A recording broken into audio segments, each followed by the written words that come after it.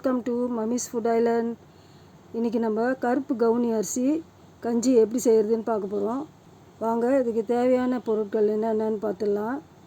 நான் இப்போது ஒரு 2.25 கிளாஸ் அரிசி எடுத்திருக்கேன்.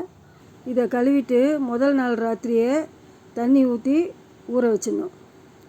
மறுநாள் காலையில் ஒரு பாத்திரத்தை எடுத்து அதில் 1 கிளாஸ் அரிசிக்கு 3 கிளாஸ் அளவு தண்ணின்ற கணக்கில் தண்ணி ஊற்றிக்கோங்க.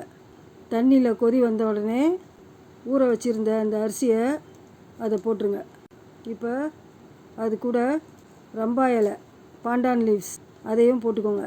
அதை போட்டால் இந்த கஞ்சியில் நல்லா வாசம் அடிக்கும். இது கூட ஒரு 1/2 டீஸ்பூன் உப்பு போட்டுக்கலாம். போட்டுட்டு நல்லா ஒரு கிளறி விட்டுட்டு இதை மூடி போட்டு ஒரு 1/2 மணி நேரம் லோ ஃப்ளேமில் அப்படியே அதை வேக விட்டுடலாம். 1/2 மணி நேரத்துக்கு அப்புறம் இதை திறந்து நல்லா கிளறி விடுங்க. இப்போ பாருங்கள், அரிசி ஓரளவுக்கு நல்லா வெந்திருக்கு. இப்போ நம்ம ஸ்டவ் ஆஃப் பண்ணிவிட்டு மறுபடியும் இதை மூடி வச்சிடலாம். மறுபடியும் நம்ம ஒரு 3 மணி நேரம் பொறுத்து தான் இதை திறந்து பார்க்கணும். அப்போது அரிசி நல்லா மலர்ந்து நல்லா குழஞ்சி வந்திருக்கும். இந்த டைமில் நம்ம தேவையான அளவு சர்க்கரையை போட்டுக்கலாம். நான் 1 கப் சர்க்கரை போட்டிருக்கேன். நீங்கள் உங்களுக்கு தேவையான அளவு நாட்டு சர்க்கரையோ இல்லை பனை வெல்லமோ போட்டுக்கலாம். அது கூட நான் 1 கப்பு தேங்காய் பால் ஊற்றிருக்கேன். இதை எல்லாத்தையும் ஒன்றா நல்லா கிளறி விடுங்க. இப்போது இந்த ரம்பா இலை நம்மளுக்கு தேவையில்லை, அதை எடுத்துடலாம்.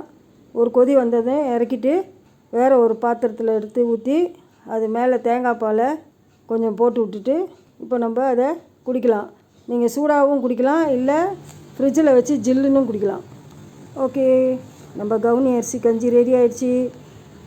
See you on my next video. Bye.